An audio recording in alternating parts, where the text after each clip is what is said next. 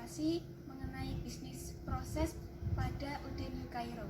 Sebelumnya, perkenalkan anggota kami yang pertama. Perkenalkan, nama saya Vina Nurmelia dengan NIM 2205 Dengan saya Eka Nur Afriyanti dengan NIM 2205121410. Saya Erini Manda Afriana dengan NIM 2205121417. Saya Andrea Maira Kanaya dengan NIM 2205121418. Saya Maliana Suhamida dengan NIM 2205121409.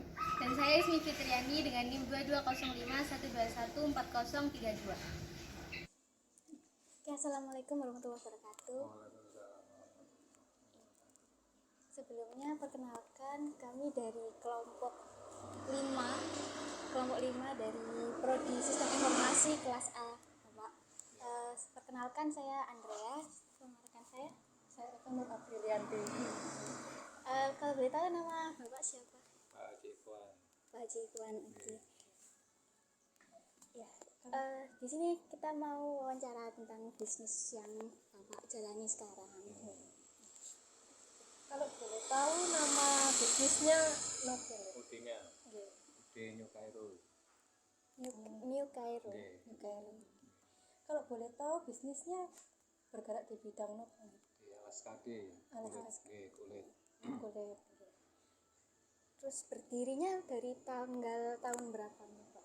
Tahun 94. 94, sudah lama berarti. Belum. Oh, iya. Ini 20 tahun lebih. Ya. Kalau Bapak sendiri posisinya sebagai apa di bisnis? Saya ini serabutan, mulai desainer ya, ngatur masalah pemasaran itu macam-macam. Semuanya berarti. Semuanya. Oh, iya. Serabutan.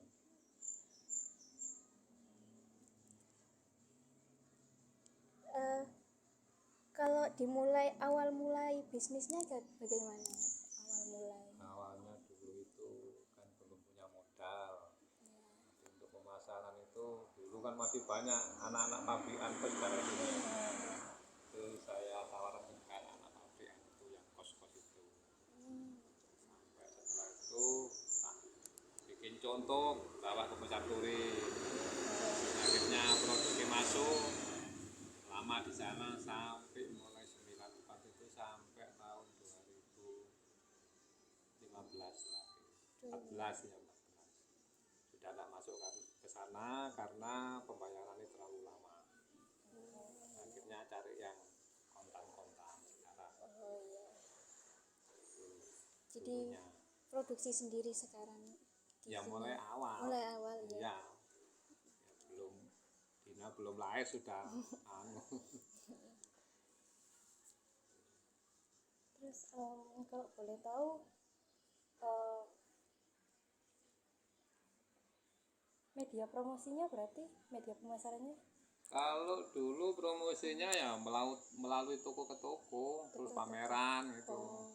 Sekarang kan sudah canggih online. Ya, dulu kan belum ada. oh berarti sekarang buka secara online juga? Ya, saya enggak. Ya, dulu itu rencana Madinah tak suruh pegang online tapi kuliah enggak bisa akhirnya. Sekarang masih menawarkan ke toko. Ya, masih langganan yang lama-lama. Berarti setiap bulannya masih tetap produksi ya? Masih, tapi enggak seperti dulu. Sudah enggak berkurang. Terus kalau dari Bapak sendiri dari mulai bisnis tantangan atau kendalanya gimana? Ya, kalau UKM itu ya kendalanya biasanya rata-rata dari modal. Modal. Iya, utama itu modal. Jadi Kalau masalah desain kan banyak tempat-tempat dari FFC itu tempat belajar bikin model. berarti kalau dari pemasaran atau produksi nggak ada kendala? Nggak ada. Ya biasa, paling kendala itu biasanya kulitnya nggak telat, itu aja. Ya. Terus kemarin waktu COVID-19 kemarin kena dampaknya atau Oh itu tidur manis. oh iya. Selama 2 tahun. Tapi tetap memproduksi Ya ndak ada orderan ya wis nganggur. Mau dijual kemana wong bosnya ndak ada yang pesen. Ndak berani nyetok. Wis ngikuti aja. Ya mungkin bukan di sini saja, keseluruhan Mojokerto sama. Berarti ini apa namanya? Kalau dari suppliernya, kulitnya itu satu supplier aja atau beda-beda?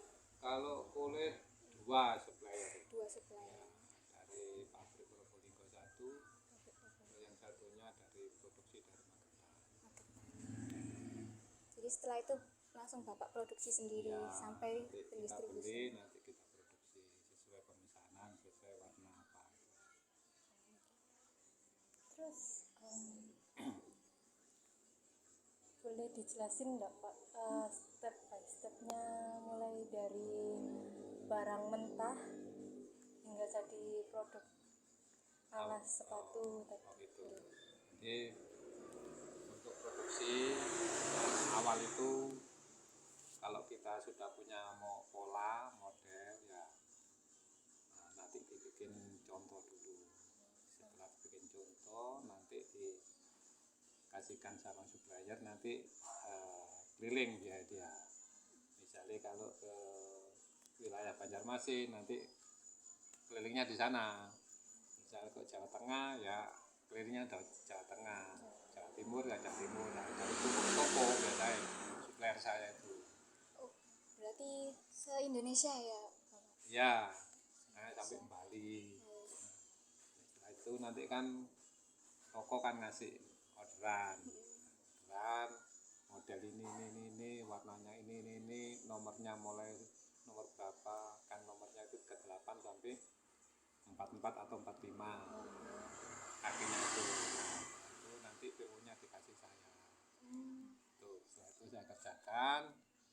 Nah, kalau ada jatuh tempo waktu ya kita cepat kerja jangan sampai jatuh temponya itu biar nggak tepat waktu, akhirnya kita kirim terus ya seperti itu terus.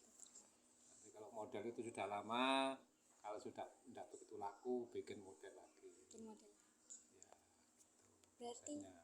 Bapak punya model tetap atau menyesuaikan permintaan customer? Ya punya model tetap, juga punya sesuai customer. Jadi fleksibel ya Pak? Ya, misalnya kalau ada contoh sol baru dari pabrik, nanti kita lihat yang pantas dibuat model apa, nanti kita produksi buat model seperti ini. Gitu.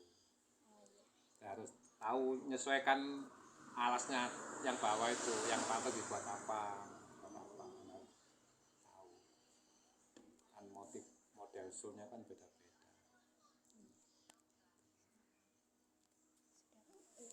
Iya, mungkin sudah cukup Pak dari kita. Sudah cukup. Terima kasih Pak. Assalamualaikum warahmatullahi wabarakatuh. Waalaikumsalam. Kami dari kelompok 5 Sistem Informasi UNESA. Di sini kami akan mempresentasikan hasil perbaikan bisnis proses yang telah Bapak jelaskan di wawancara yang pertama. Jadi kita memberikan solusi dari kendala yang sudah Bapak jelaskan. Bisa dijelaskan kendalanya? Solusi. Oh, jadi kendala yang pertama itu karena modal ya Bapak. Karena hambatan utama menjalankan operasional produksi sepatu itu membatasi kemampuan perusahaan untuk mengakses sumber daya keuangan yang diperlukan. Lalu yang kedua, hambatannya dari supplier yang kadang keterlambatan mengirim barang. Lalu untuk solusinya, untuk kendala yang pertama yaitu terbatasnya modal. Di sini kami memberikan 2 solusi. Untuk yang pertama yaitu melibatkan masyarakat dalam mendukung usaha melalui platform crowdfunding. Crowdfunding ini digunakan untuk mengumpulkan dana yang bisa dicari dalam website tertentu.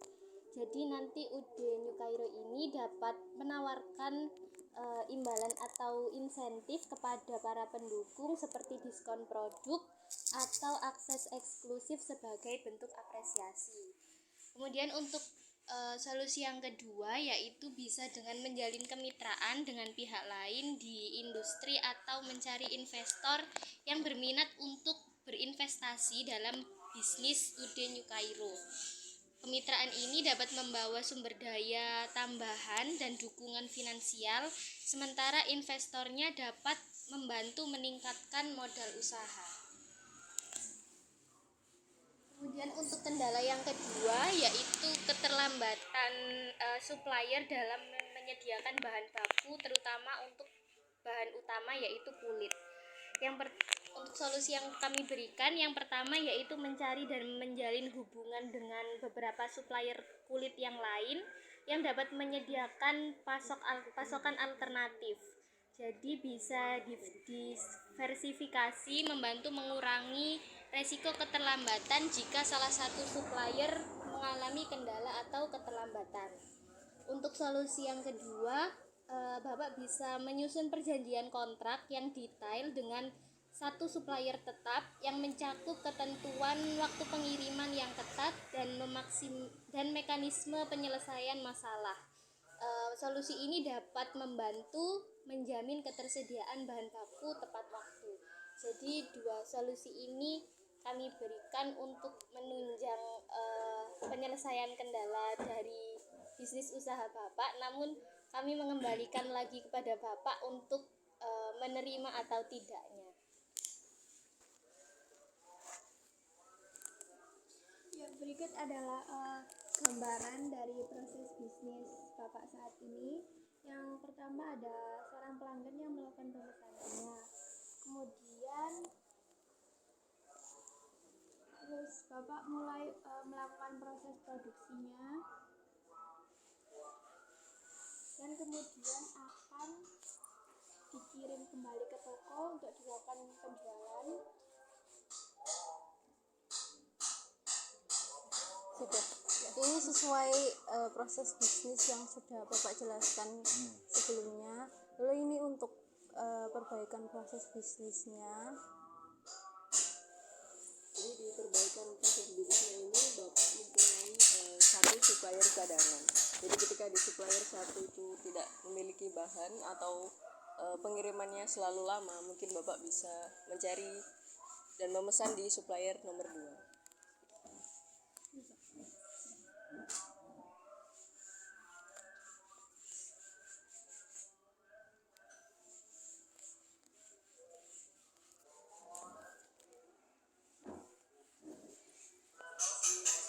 Jadi kesimpulan dari analisis permodalan ini, meskipun menghadapi kendala modal dan keterlambatan penyediaan bahan baku, perusahaan Bapak mampu mengatasi dengan strategi pemasaran yang adaptif. Rekomendasi perbaikannya tadi seperti penggunaan crowdfunding dan diversifikasi supplier yang diusulkan untuk mengoptimalkan proses bisnis. Simulasi ini menunjukkan peningkatan efisiensi yang signifikan. Hal ini tidak hanya merekam sejarah perusahaan, tetapi juga menyajikan solusi praktis untuk meningkatkan kinerja dan bersaing di pasar sepatu yang kompetitif. Baik Bapak, terima kasih atas penjelasannya. Mohon maaf kalau ada kekurangan. Assalamualaikum warahmatullahi wabarakatuh. Iya, sama-sama. Sudah cukup ini. Untuk masalah modal memang UKM itu nggak sama ya.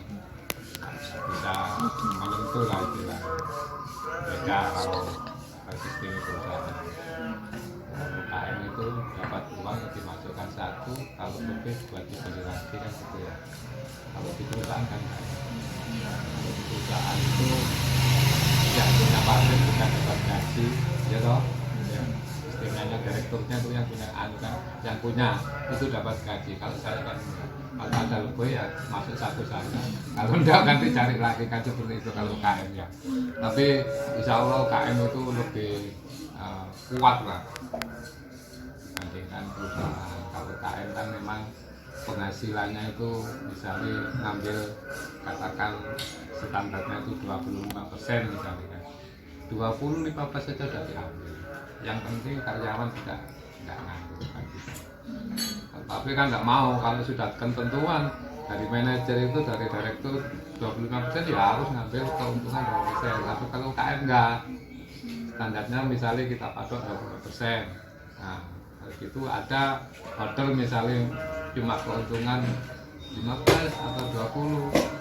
Pada waktu itu karena pekerjaan nggak begitu penuh, ya diambil aja, yang penting karyawan kan nggak nganggur. Seperti itu kalau di UKM. Makanya UKM itu paling kuat.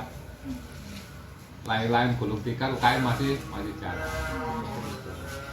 Masalah bahan baku memang kulit itu nggak sama dengan bahan-bahan yang lain. Susah karena tidak semua pengrajin proses kulit itu sama hasilnya. Seperti di Magetan kan nggak semuanya sama. Harganya kan menyesuaikan harga. Kalau mau harga tinggi ya otomatis kulitnya mutunya bagus. Nah, kalau minta yang standar ya otomatis mutunya ya standar. Tapi UKM biasanya kan menyesuaikan harga. Oh, berarti kalau harga sekian saya harus ngambil kulit yang harga sekian. Nah, terkecuali kalau saya kan ada yang produk yang maunya itu bagus, tapi makanya bahan bakunya bagus semua. Tapi ngambilnya di pabrik. Kalau nggak di pabrik, Magetan nggak bisa, hasilnya kurang maksimal. Nah, itu ngambilnya kena minimal. Nah, di satu warna misalnya kayak hitam atau coklat gini ya, ini minimal paling sedikit 500 piece. Ini per piece-nya itu 30.000 per piece itu berarti kalau di senti itu 28 sagi. Ini kan 40 ya, berarti tak gini lah, sagi. Ini harganya 30.000. Jadi karena pabrikan Magetan nggak bisa. Ya bisa tapi nggak bisa maksimal. Kan paling cuma separuhnya kan.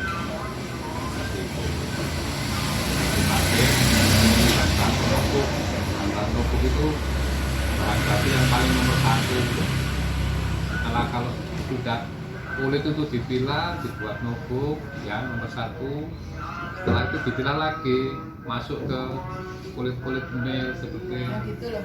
ya ini cetak. Kayak jeruk kulitnya tuh. Nah, kalau gini ada cacat sedikit kelihatan, tapi kalau kulit jeruk ada cacatnya di embos hilang, nggak kelihatan. Nanti terakhir biasanya kulit split yang paling murah itu biasanya. Makanya kadang-kadang kan kalau promosi di online kan kulit tapi kulit yang pas mana, kulit itu kan plastik kan banyak. Makanya ya paling mahal kulit ini mbak, kulit notebook ini kayak blue ini. Ini kalau ada cacatnya sedikit saya kelihatan. Makanya disortir nomor 1 dulu. Nah, ini namanya kulit nopol yang paling nomor 1. Terus ketebalannya ya.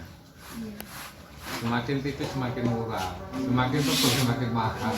Makanya kalau di promo itu online ya ngomongin kulit tapi ketebalannya berapa kan biasanya kasihnya nggak dicantum loh, ya cuma bilang kulit gitu aja. Ketebalannya kulit nggak mungkin dicantum, nggak mungkin, pasti nggak mungkin. Tapi orang itu kan wis pokoknya kulit akhirnya ngomong Indonesia. Kalau masalah modal kalau modal itu sebetulnya kan orderan kita itu nomor 2 yang pertama kan orderan itu. Kalau orderan banyak kita bisa nambah modal, kalau tidak ada orderan sudah nambah modal nanti lama-lama uangnya habis.